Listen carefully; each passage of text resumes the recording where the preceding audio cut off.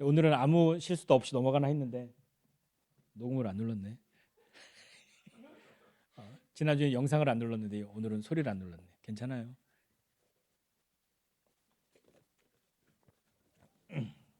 네. 우리 욥에 대해서 요즘 보고 있는데요. 그제부터 11월 달 욥기 말씀 시작해서 아마 성탄절 조금 전까지 욥기 말씀 같이 계속 볼 것 같습니다. 우리 오늘 2장 보고 있는데 1장에서 어떤 일이 있었냐면 욥이라는 사람을 소개했어요. 욥은 하나님 앞에 온전하고 정직하고 하나님 경외하고 이 세상에 그렇게 그런 사람 없다라고 말씀하실 정도로 악에서 떠난 사람인데 사람들만 그렇게 평가한 것이 아니라 하나님도 똑같이 이야기하셨단 말이에요. 사탄에게 야, 너 내 종 요셉 욥을 주위에서 보았냐? 욥처럼 온전하고 정직하고 하나님 경외하고 악에서 떠난 사람은 세상에 없어라고 하나님이 어떻게 보면 야, 얘는 진짜 괜찮지 않니? 정말 자랑스러운 그런 자랑하고픈 마치 부모님들이 아이들 자랑하잖아요. 그런 마음하고 좀 다르겠지만 여튼 그렇게 욥을 너 욥을 봤냐고 이런 사람 세상에 없다고 한 욥입니다. 그 말은 왜 그렇게 이야기했냐면 사탄이 이렇게 얘기했거든요. 하나님 욥이요 어떻게 아무 이유 없이 하나님을 그렇게 섬길 수 있겠습니까? 하나님이 욥 부자로 만들어 주었고 다 하는 일마다 잘 되게 해줬고 그러니까 욥이 하나님 믿는 거지. 그러니까 하나님을 경외하는 거지. 욥이 아무 이유 없이 하나님을 그렇게 경외할 리가 없습니다. 라고 사탄이 이야기한 거예요. 그러니까 거기다가 하나님 욥이 가지고 있는 거 욥의 재산을 하나님 치시면 욥 금방 하나님 막 욕할걸요. 그러니까 까닭 없이 당한 고난 속에 그 고난을 당하잖아요. 욥이 이제 뭐 소유물도 없어지고 그러니까 재산도 다 잃고 자식도 10명이나 다 죽고 그렇게 되는 일을 겪는데 그 고난을 당한 이유는 뭐냐면 욥이 하나님 앞에 뭔가 잘못했기 때문이 아니에요. 왜 욥기를 시작하면서 욥은 온전하고 정직하고 하나님을 경외하고 악에서 떠난 사람이라고 평가하고 하나님도 세상에 그런 사람 없어라고 말씀한 그것을 기록한 이유는 욥이 뭔가를 하나님 앞에 잘못해서 그렇게 고난당한 게 아니라는 걸 말해주기 위해서 욥에 대해서 이야기한 거거든요. 많은 사람들이 생각하잖아요. 뭔가 잘 되면 그러니까 여기 성경의 표현으로 하면 소유물이 많아지고 재산이 많아지고 자식들이 잘 되고 그러면 저 사람 하나님 잘 믿으니까 하나님 저렇게 해주시는 거구나 라고 생각한단 말이에요. 물론 하나님을 믿는다고 해서 은혜와 복이 없지 않아요. 은혜와 복이 있죠. 그러나 그 은혜와 복이 항상 사람들이 생각하는 그 은혜와 복 그 모양으로만 존재하지 않는다는 거예요. 사람들은 부자가 되면 복 받은 거라고 이야기한단 말이죠. 그런데 성경에 어디 어, 부자가 되어야만 복 받는다는 이야기가 있습니까? 하나님이 주시는 은혜와 복은 전부 그 부유함으로 귀결됩니까? 아니요, 그렇지는 않아요. 물론 하나님께서 그 물질의 복을 주시기도 해요. 그러나 그것을 받을 만한 사람이 되고 그것을 제대로 주신 그 뜻대로 사용하는 사람이 됐을 때야 복이 되는 거지. 재산은 많아졌으나 그것으로 하나님 모르는 사람 되어버리면 그것이 복이라고 말할 수 있겠습니까? 자식에게 내가 많은 유산을 물려줬습니다. 그러면 자식은 복 받은 거죠. 그런데 많은 유산을 물려받았는데 부모를 미워합니다. 부모는 쳐다도 안 봅니다. 빨리 죽어서 나한테 재산을 물려주기를 바라고 있습니다. 그러면 그 재산이 그 물질이 과연 복일까요? 기다리는 사람에겐 복이겠죠? 그러나 정말 그것이 온전한 복일까요? 모르는 거죠. 그렇게 까닭없이 당하는 고난 속에 욥은 하나님이 많은 것을 주셨으니까 하나님이 거두어 가시기도 하시지. 주신 분도 하나님이신데 거두시는 분도 하나님이시지. 하나님의 이름이 찬송 받으실 겁니다. 찬송 받으신다 이렇게 이야기해요. 그 모든 일에 욥은 입술로 범죄하지 않습니다. 입술로 범죄했다는 건 뭐냐면 하나님 내 이럴 줄 알았다고 막 그러면서 하나님 내가 뭘 잘못했길래 이러시냐고 왜 내 걸 가져가시냐고 왜 나를 괴롭게 하시냐고 그런 말을 하지 않았단 말이에요. 욥은 하나님을 향하여 원망하지 않았다라고 하는 것이 1장의 내용이고 2장에 다시 또 그 천상의 회의가 열려요. 그런데 사탄이 또 어슬렁거리고 왔어요. 하나님이 넌 어디 갔다 오는 거야? 했더니 나 지금 두루두루 다 여기저기 돌아다녀 봤는데요. 너 내 종 요셉을 욥을 주의하여 보았느냐? 하나님 말씀하세요. 그러니까 그와 같이 하나님 거기다 또 다시 한번 욥에 대해서 그와 같이 온전하고 정직하고 하나님 경외하고 악에서 떠난 사람 세상에 없다. 네가 까닭없이 그 욥을 치게 하였어도 욥을 그렇게 쳤어도 욥은 여전히 자기의 온전함을 지켰다. 봤지? 욥 이 정도야. 끝내주지. 세상에 이런 사람 없다니까. 하나님이 욥에 대해서 그렇게 말씀하셨단 말이에요. 그러니까 사탄이 거기서 예, 그렇습니다. 그런 게 아니라 아니요, 하나님 그거 아닐걸요. 사탄이 울타리라고 주장했던 것이 있어요. 하나님이 그렇게 욥에게 울타리를 쳐주셨으니까 제가 울타리에서 막 물질의 복 이런 걸 얘기했단 말이에요. 울타리 쳐주고 하는 일마다 다 잘 되게 해주니까 하나님 믿었지. 그런 것 없이 이유 없이 욥이 그럴 일 없다고 그렇게 얘기했는데 욥은요 그렇게 주장한 사탄의 주장에 정반대되는 행동을 했잖아요. 하나님 욕할 거라고 했는데 욥은 하나님 앞에 범죄하지 않았어요. 입술로 범죄하지 않고 주신 분도 하나님이시고 거두신 분도 하나님이시니 하나님 찬송 받으실 겁니다. 그렇게 이야기했단 말이죠. 그러니까 거기다가 사탄이 이제 이야기하는 거예요. 가죽으로 가죽을 바꿉니다. 그러니까 그의 모든 소유물로 자기의 생명을 바꾸면 그럼 가만히 안 있을걸요. 무슨 뜻이냐면 가죽으로 가죽을 바꾼다라는 말은 이런 거죠. 뭐가 이렇게 여기 꼬맸어요. 가죽으로. 근데 이 가죽이 헤어졌어요. 이걸 뗐어요. 그러면 다시 꼬맬 수 있죠. 가죽으로 가죽을 다시 덧댈 수 있단 말이에요. 그러니까 소유물이 없어졌으면 욥의 재산이 없어졌으면 다시 재산 모으면 되잖아. 그걸로 땜빵하면 되잖아. 대체할 수 있잖아. 이것 없어도 조금 있으면 이렇게 할 수 있잖아. 그러니까 괜찮은 건데 만약에 여기다가 욥을 향해서 하나님이 욥의 몸을 치시면 소유물이 아니라 욥 자신을 하나님이 치시면 욥이 분명히 하나님 욕할 겁니다. 사탄이 여기다 되게 자신 있게 얘기했거든요. 틀림없이 그럴 거라고. 틀림없이 하나님 욕할 거라고. 뭐 재산은 다시 모으면 되지. 좀 쉽지 않은 말이지만 자식은 또 낳으면 되지. 그런데 욥을 상하게 하면 욥은 절대 가만히 있지 않을 거라고. 하나님이 허락하십니다. 좋다. 그러나 욥에 대해서 욥의 생명은 건드리지 말아라. 라고 허락하시죠. 하나님의 속마음은 왜 그랬을까요? 왜 허락하셨을까요? 왜 사탄이 내가 욥의 몸을 치겠다고 욥의 건강을 상하게 하겠다고 그렇게 얘기하니까 하나님이 생명만은 건드리지 말고 너 어디 해볼 수 있는 거 해봐라 라고 하나님이 그렇게 말씀하신 이유는 뭘까요? 하나님은요 욥 같은 사람은 세상에 없다니까. 여러분 한번 상상해 보십시오. 누군가가 나를 믿어주면 좀 사람은 남다르잖아요. 다 사람들이 나에 대해서 별로 좋지 않게 이야기하거나 안 믿어주는데 한 사람은 나를 믿어줘요. 그러면 그 믿어주는 사람을 위해서 우리는 힘을 쓸 수 있는 거라고요. 자식들도요, 자녀들도 다 안 믿어주는데 엄마 아빠가 믿어줘요? 예, 그러면 좀 다른 거죠. 다 안 믿어주는데 선생님이 믿어줘요? 다 안 믿어주는데 친구들이 믿어줘요? 근데 안 좋은 친구들이 믿어주면 안 좋은 길로 가는 거란 말이에요. 자, 봅시다. 그렇게 되는데 하나님은 세상에 욥 같은 사람은 없어. 그래서 욥에게 찾아온 고난이 있단 말이에요. 무슨 고난이 왔어요? 오늘 욥에게 요즘 말로 하면 굉장히 너무너무 안 좋은 피부병, 악성 피부병 이런 게 왔단 말이에요. 사탄은 욥에게 재정적으로 이 힘을 가했어요. 재산을 다 잃게 만들었잖아요. 가정적으로도 뭔가 힘을 썼어요. 자식들을 다 죽게 만들었어요. 이제 신체적으로 욥의 몸도 가장 밑바닥으로 내려가도록 만들었단 말이에요. 그렇게 떨어뜨리기를 원했어요. 그래서 발바닥부터 정수리까지 종기가 났어요. 이게 얼마나 가렵고 괴로웠는지 그 그릇을 깨가지고 질그릇 조각을 가지고 긁고 있었대요, 몸을. 요즘에도 보면 이렇게 피부에 아픔이 있는 아이고 어른이고 종종 많이 보잖아요. 세상도 많이 뭐 공해도 심해지고 막 그러니까 사람들이 그런 피부에 대해서 민감하고 고통을 당하는 사람이 많은데 뭐 아토피만 해도 심한 사람들 보면 보는 사람조차도 저걸 어떻게 참나 싶을 정도로 막 어떻게 할 수 없으니까 막 긁지 않으면 견딜 수가 없고 손으로 긁는 게 아니라 욥은 그릇을 깨가지고 그릇으로 막 긁고 있었단 말이에요. 얼마나 그게 심했겠어요.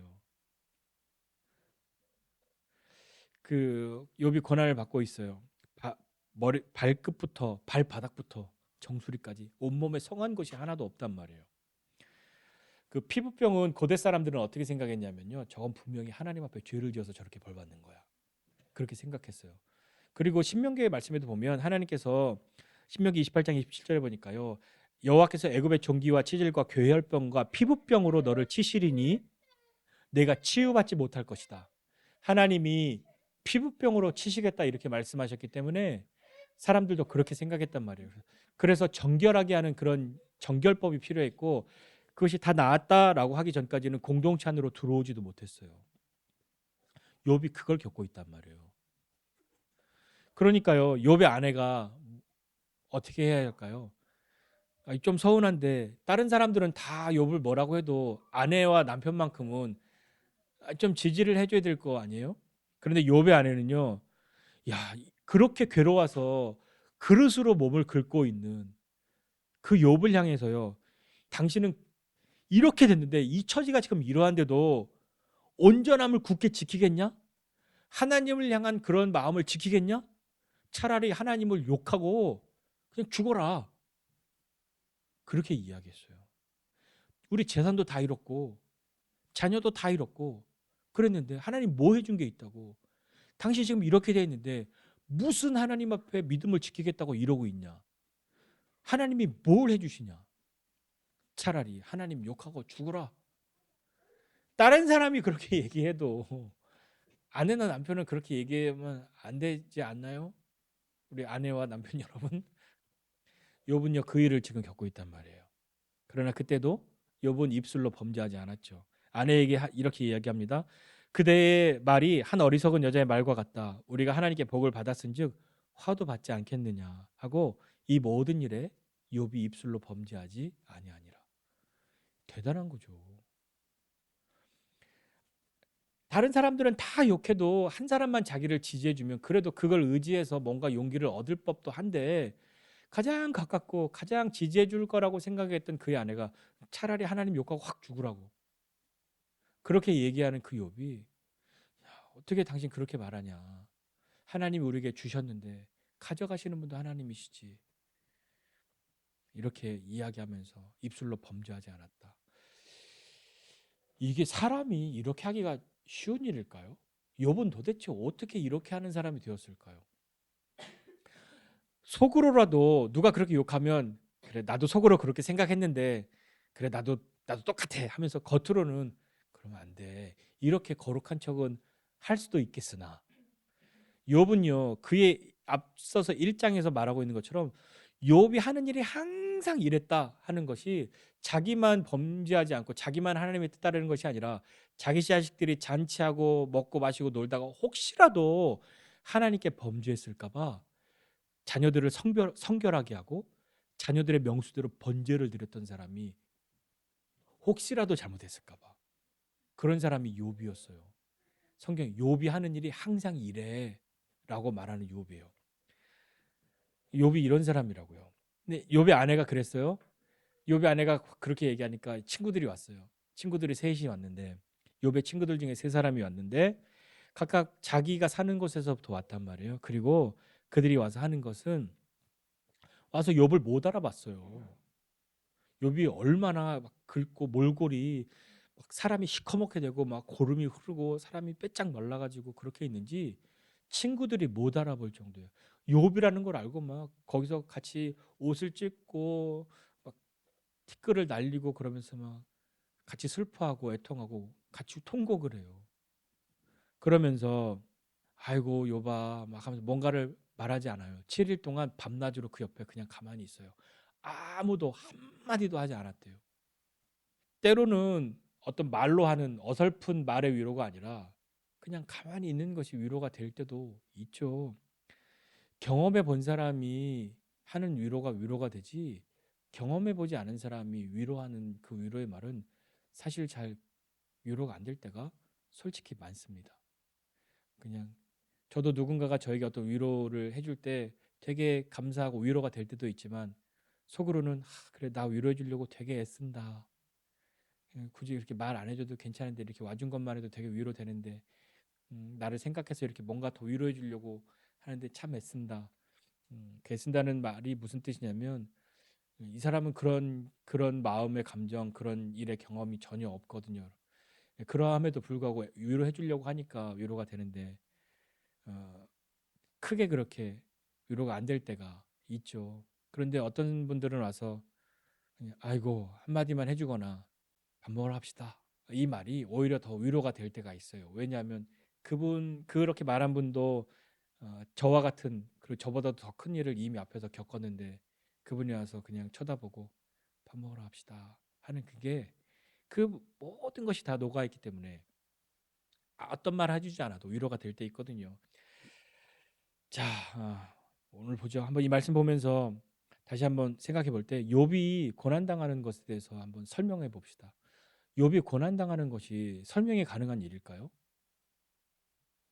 욥이 고난을 당하는 것은 자기의 잘못 때문인가요?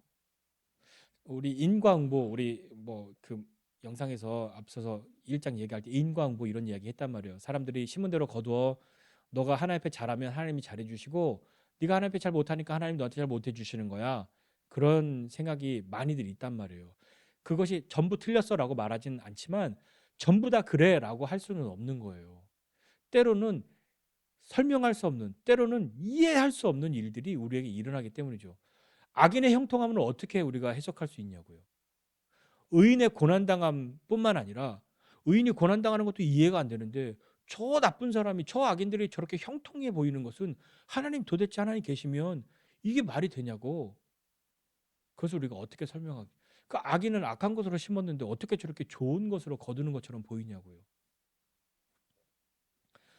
그러니까 어떤 사람들이 욥에 대해서 이야기할 때 이제 욥의 친구들이 와서 이렇게 7일 동안 앉아서 같이 하고 있지만 이제 욥기의 전체 이 다음부터 거의 끝나기 좀 앞에 몇 장까지는 욥과 이 세 친구들의 대화예요.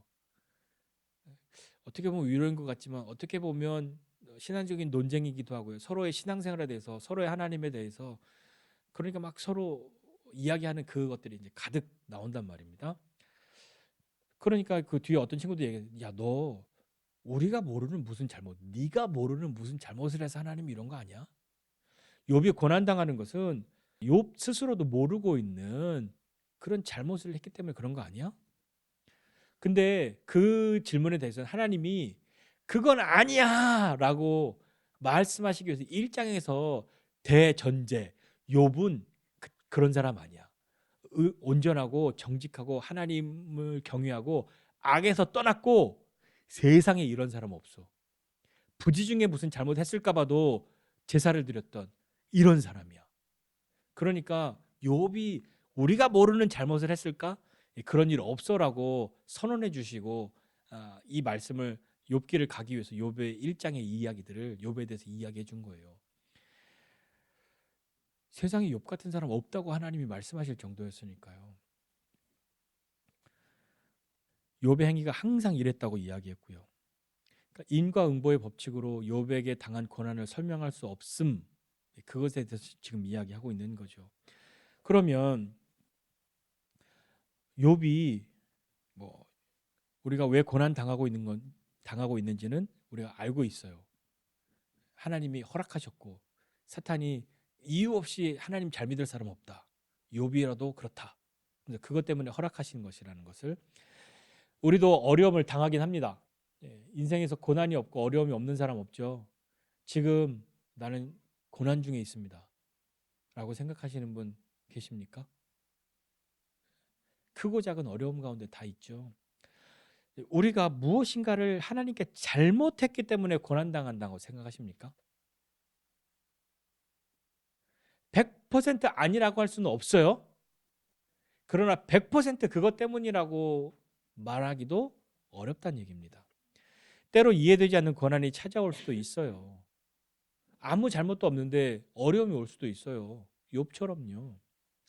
욥은 하나님이 사탄에게조차 세상에 욥 같은 사람 없다라고 말씀하셨어요. 하나님 자랑하셨던 사람이란 말이에요. 그런 욥이 고난을 받았는데 이유 없이 고난 받는 사람이 왜 세상에 없겠습니까? 근데 우리는 자꾸 고난을 설명하려고 하거든요. 나의 고난뿐만 아니라 남의 고난도 자꾸 설명하려고 하고 그것을 자꾸 해석하려고 한단 말이에요.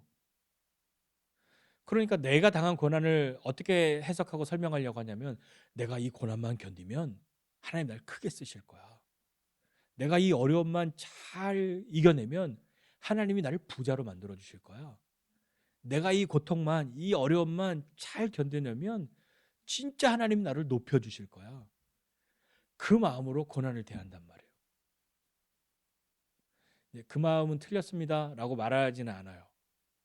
근데 모든 것이 그것으로만 되지는 않는다는 얘기예요.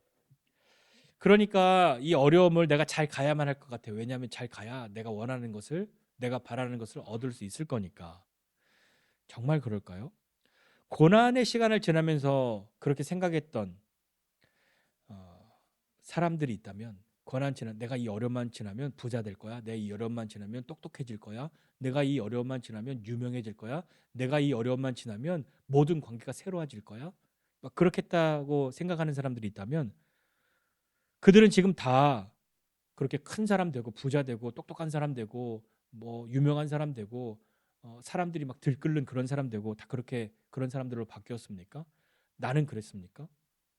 내가 이 어려움만 견뎌내면 이 어려움만 통과하면 하나님 나를 어떻게 해주실 거야? 근데 이 어려움 통과했는데 정말 그렇게 되셨습니까? 고난은 설명해서 그 의미를 알거나 이해했기 때문에 그 고난을 기꺼이 당할 수 있는 것은 아닙니다. 내 고난만 아니라 남의 고난에 대해서도 자꾸 그렇게 이야기해요. 너 지금 하나님이 고난 주시는 거야. 너 그러니까 엄마 말 잘 듣고 어? 하나님 말씀 잘 들으면 넌 그러면 이 문제가 다 해결돼. 거기 왜 자꾸 엄마 말이 들어가는지 모르겠는데 그렇게 이야기한다. 남의 고난을 자꾸 해석한단 말이에요. 네가 이렇게 지금 뭐 하는 일이 잘 안 되고 이렇게 어려운 건 너가 겁을 주죠. 너가 우리 모르는 너만 알고 있는 하나님께 범죄한 게 있어서 그래. 회개해. 물론 그것이 사실일 수도 있어요. 그것이 팩트일 수도 있는데 모든 것이 그렇진 않단 말이에요. 그러면서 다른 사람의 고난을 막 해석해 주죠. 형제님 자매님 이 고난만 통과하시면 하나님이 당신을 부자로 만들어 주실 겁니다라고 허황된 말을 하죠. 그러니까 고난은요, 내 고난이든 남의 고난이든 다 이해하고 설명하고 해석할 수 없는 일들도 있다는 걸 인정해야 한단 말이에요. 그러면 거기서 하는 건 뭐냐면 고난은 그냥 견딜 수밖에 없는 거예요. 버틸 수밖에 없는 거고. 고난의 의미를 알면 고난을 견딜 수 있는 그런 힘이 생기겠죠. 그런데 고난의 의미를 모를 때도 있잖아요. 욥은 도대체 왜 고난을 받냐고. 그 고난을 받으면서 배우게 되는 것이 있어요. 배우게 되는 것이 많이 있는데 그 중에 하나가 뭐냐면 진짜가 무엇인가 그거를 알게 돼요. 그 진짜 중에서도 정말 나를 도와주고 내가 의지하는 게 뭔가 그거를 배우게 된단 말이에요. 마지막까지 나를 붙들고 있는 것 아니 내가 붙들고 있는 것 그게 뭔지를 고난을 통해서 알게 돼요. 그것이 어떤 것인지 하나씩 하나씩 잃어가면서 하나씩 하면서 자꾸 없어지면서 그것이 없으면 죽을 것 같아도 차례차례 그것이 하나하나 없어지면서 마지막까지 남겨두려고 하는 것 그것이 무엇인지 알게 된단 말이에요.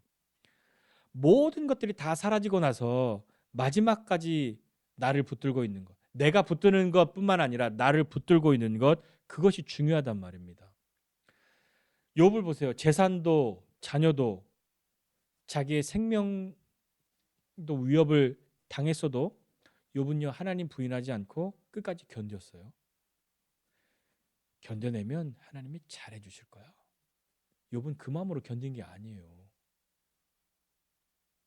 욥은 내가 못해서 알몸으로 왔으니 내가 알몸으로 돌아갈 것인데 주시니도 여호와시요 거두시니도 여호와시니 여호와 이름이 찬송을 받으실지어다. 거기에 내가 이 고난 견뎌내면 하나님이 정말 나를 높여주실 거야. 진짜 나를 잘해 주실 거야. 더 이전보다 보상해 주실 거야. 그런 마음이 녹아져 있는 고백인가요? 자신을 붙들고 있는 그 마지막 것이 신앙이란 말입니다. 그런데 끝까지 돈을 붙들고 있는 사람은 돈이 자기 신앙이란 말이에요. 자기 자식이 상해도 자기 몸이 상해도 괜찮아. 그런데 마지막까지 이건 안 돼. 붙들고 있는 것 그게 신앙이라고요. 돈을 붙들고 있으면 돈이 신앙이고요. 자식 붙들고 있으면 자식이 신앙인 거예요. 우리는 무엇을 붙들고 있겠습니까? 나는 무엇을 붙들고 있는 사람입니까? 오늘 이 욥은요, 입술로 범죄하지 않았다고 이야기하고 있어요. 사탄이 바라는 것이 있어서 사탄의 기대. 분명히 욥이 하나님을 막 욕하고 예전 말로 하나님을 막 저주하고 막 그럴 것이다. 그러면 하나님 보라고 사람은 다 저렇게 쓸데없다고 필요 없다고 사람들을 전부 지옥에 보내야 된다고 막 그렇게 말하겠죠. 욥은 모든 일에 입술로 범죄하지 않았습니다. 입술을 지키는 것, 그것이 참 어려운 일이죠. 믿음을 지키는 것은요, 말을 지키는 것이기도 하고 행동을 지키기도 하는 것인데, 믿음을 지킨다라고 하는 것에는 말을 지키기도 하는 것, 행동을 지킨다는 것들이 다 포함되어 있는 것이 믿음을 지킨다는 거예요. 말은 하나님 믿는 말을 하지만 행동은 전혀 그렇지 않다. 행동으로는 남들이 있으니까 그냥 그럴듯하게 믿음이 있는 사람들과 같이 이렇게 따라다니면서 하고 있지만 말은 전혀 그렇지 않다. 하나님 없지. 이렇게 말하면서 한다. 이것이 과연 믿음을 지키는 것일까요? 믿음은 말과 행동이 다 들어있는 거잖아요. 그러니까 야고보 사도가 말씀하기를 말에 실수가 많은데 사람들은 만약에 말에 실수가 없는 사람이라면 그 사람은 온전한 사람이지. 혀는 능히 길들일 사람이 없잖아. 쉬지 않는 낙이고 독이 죽이는 독이 가득한 것이다. 이렇게 이야기하고 있단 말이에요. 그러니까 우리가 얼마나 말로 우리의 믿음을 저버리는 사람들 사이의 신뢰를 깨뜨리는 사랑을 버리는 말을 얼마나 쉽게 할 수 있냐고요. 시편 141편에 보면 그러니 하나님 내 입에 파수꾼을 세우시고 내 입술의 문을 지켜주십시오라고 기도한단 말이에요. 욥의 아내는요, 하나님이 주신 것들을 충분히 누렸던 사람이잖아요. 하나님이 욥에게 주신 것을 욥이 자기만 누리고 아내는 어디 무슨 텐트에 살게 하거나 뭐 한 달에 2만 원씩 생활비를 주거나 그런 건 아니잖아요. 욥의 아내도 하나님이 욥에게 주신 것을 다 누렸잖아요.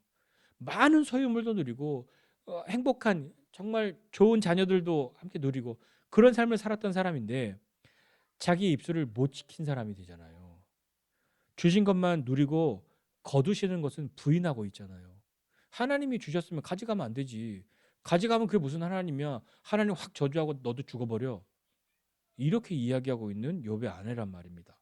거꾸로 생각하면 이 말은 무슨 얘기냐면 내가 원하는 것, 내가 좋다고 생각하는 것, 내게 필요한 것을 다 주기만 하면 그게 무엇이든 상관없이 그가 나의 하나님이야 라고 말하는 것과 다를까요? 하나님이 주셨는데 하나님이 가져가셨다고 한다면 그게 무슨 하나님이야. 확 저주하고 죽어버려. 이렇게 이야기하고 있는 욥의 아내와 같은 사람이라고 한다면 내가 원하는 것을 다 주면 그가 내 하나님인 거죠. 욥이 이야기한단 말이에요. 복을 받았는데 화도 받지 않겠냐. 주신 분이 거두시기도 하지 않겠냐. 좋은 것만 골라서 받고 좋지 않은 것은 안 받겠다는 그런 것이냐? 그분이 하나님이신데 하나님이 우리에게 뭔가 이렇게 펼쳐놓고 주시는데 하나님 잠깐만요. 내가 골라갈게요. 거두가 안 돼요. 이거 하나님 주셨지만 줬으면 내 거지. 그럴 수 있냐? 욥의 말은 그거죠. 우리에게 주시는 분도 거두시는 분도 하나님이신데 어찌 그럴 수 있냐? 주신 분도 거두신 분도 하나님이시다. 여호와의 이름이 찬송을 받으실지어다. 그러니 하나님이 욥을 어떻게 생각하시겠냐고요. 다른 사람들은 주면 이거 내 거임 그렇게 이야기하고 하나님 뭐 내가 조금 있는 것 중에 드릴게 하고 조금 자기가 있는 것 중에 재산이든 시간이든 무슨 뭐 재능이든 있는 것 중에 조금 하나님 앞에 내어드리면서 이거 갖고 좀 한동안 조용히 하시라고 그런 마음으로 하나님 앞에 내어드리는 사람들이 수두룩한데 욥과 같은 사람을 하나님이 어떻게 보시겠냐고요. 그러니까 하나님이 욥을 향해서 욥을 대하여 말씀하실 때 사탄에게 세상에 욥 같은 사람 없어. 네가 뭘 건드려봐. 욥 같은 사람은 없어. 그런 사람이 욥이었단 말입니다. 이 욥의 이 고백은요. 자기의 시선을 어디에 두고 있느냐 그것에 대한 명확한 증거란 말이에요. 우리는 이런 얘기 많이 하잖아요. 아, 저 사람 유명해지더니 뜨더니 변했어. 저 사람 부자 되더니 변했어. 왜 그럴까요? 시선이 바뀌어서 그런 거예요. 좋은 것은 골라받고 나쁜 건 안 받아. 주는 건 다 받는데 가져가는 건 안 돼. 주신 분은 여호와신데 가져가시는 분은 여호와시면 안 돼. 아무도 못 가져가. 그럼 그 사람의 시선은 어디에 있는 거냐고요. 하나님께 시선이 있지 않아요. 주신 것에 시선이 있는 거지. 주신 것 이건 내 거. 그러니까 이걸 건드리면 아무도 안 되는 거예요. 근데 욥의 시선은 주신 분도 하나님, 거두시는 분도 하나님. 하나님 찬송 받으실 겁니다. 자기 시선이 어디에 있는가를 이야기하고 있잖아요. 진흙이 토기장이에게 나를 왜 이렇게 만드냐고요. 그렇게 말할 수 없잖아요. 토기장이가 그 진흙을 가지고 무엇을 만들지는 그의 필요에 따라서 토기장이가 선택하고 결정해서 만드는 거잖아요. 우리 지난 여름에 수련회 끝나고 도자기 만드는 애 갔잖아요. 우리 민정 집사님 도자기 막 이렇게 만드는데 그릇이 아니 좀 더 높이라고 막 그릇이 그러진 않잖아요. 옆에 선생님이 그렇게 이야기하지 힘 빼시라고 우리가 다 잡아주면서 그렇게 얘기하는 거지. 그릇이 아니 난 좀 더 크게 더 많이 들어가게 그렇게 절대 그릇이 말하지 않아요. 말할 수 없는 거죠. 우리는 우리의 시선이 어디에 있는가를 정확하게 이야기해야 합니다. 그것은 마음의 생각으로만 끝나지 않아요. 입술로 고백하게 되는 겁니다. 욥의 아내는 하나님을 너 이렇게 됐는데도 온전함을 지키겠다고 확 그냥 하나님 욕하고 죽어버려. 그렇게 말하는 사람이 되었죠. 그의 시선은 어디에 있습니까? 주신 것에 있는 거예요. 근데 욥의 시선은요. 주신 분에게 있는 거예요. 주신 분에게 시선이 있으니 욥은 입술로 범죄하지 않은 거죠. 주신 것보다 주신 분이 귀하다는 것을 아는 거죠. 근데 참 사람이 그것이 어렵단 말이에요. 주신 것이 너무 귀하고 주신 것이 너무 크기 때문에 주신 분을 잊어버리게 돼요. 아주 그냥 좀 이걸 축소해서 작은 예로 한번 들어봅시다. 우리 김석원 집사님이 한 5조 원의 거부세요. 행복하죠? 사랑하는 자식이 둘이 있어요. 둘이 생각해요. 우리 아빠가 재산이 5조니까 오빠가 2.5조, 내가 2.5조. 우리 아빠 빨리 죽었으면 좋겠다. 그렇게 되면 그 재산이 어떤 것이 되겠습니까? 주신 것, 그 주신 것에 그 시선이 있으면 주신 분은 안중에도 없는 거예요. 아빠가 아파. 그래? 빨리 아프대? 많이 아프대? 얼마나 아프대? 얼마큼 살 수 있대? 이렇게 물어보면 주신 분에 대한 시선은 아무것도 없는 거잖아요. 근데 우리가 그렇지 않냐고요. 주신 분을 향해서 시선이 없어요. 주신 것에만 시선이 있고 주신 것에만 시선이 있으니 마음에 들지 않으면 원망하는 거죠. 불평하게 되는 거란 말입니다. 입술로 범죄하게 되는 거죠. 그러면 주신 분도 서운하지 않겠습니까? 내가 줄 것이 많은데 내 자식들이 내 재산에만 눈독을 들이고 있고 나에 대해 아무 관심이 없다. 그러면 어떻게 하겠습니까? 그러면 선택하는 거죠. 하나님이 우리에게 사람도 그러한데 하나님은 그만한 스케일이 아니시잖아요. 하나님이 우리에게 주신 것 그것에 시선을 두지 않고 주신 분에게 시선을 두어서 그 시선이 흔들리지 않도록 붙드는 것 그것을 확인하게 되는 것이 때로 우리에게 고난이 될 수 있단 말이에요. 어떠한 시간을 경험하게 되더라도 입술로 범죄하지 않는 우리 시선을 주신 것이 아니라 주신 분에게 고정하는 저와 여러분 모두가 되시기를 주님의 이름으로 부탁드립니다. 기도하겠습니다. 하나님 아버지 은혜와 사랑을 감사드립니다. 하나님 우리의 마음과 생각 우리의 입술을 주님 지켜주십시오. 하나님이 우리에게 주시는 것 베푸시는 것 정말 많고 귀한데 하나님 주신 것에 마음을 빼앗기고 시선을 다 빼앗겨서 주신 분을 잊고 주신 분을 아프게 하는 그런 일이 우리에게 없도록 주님 우리를 붙들어 주십시오. 하나님 우리의 마음과 생각과 우리의 말을 지켜주셔서 주신 분에게 시선을 고정하고 마음을 내어드리는 믿음의 사람들이 다 되도록 은혜를 더하여 주시옵소서. 이제는 우리 구주 예수 그리스도의 은혜와 하나님 아버지의 크신 사랑과 성령님의 함께하심이 주신 것이 아니라 주신 분에게 시선을 고정하고 믿음으로 살기 원하는 우리 모두 위에 이제로부터 영원까지 함께 있을지어다. 아멘.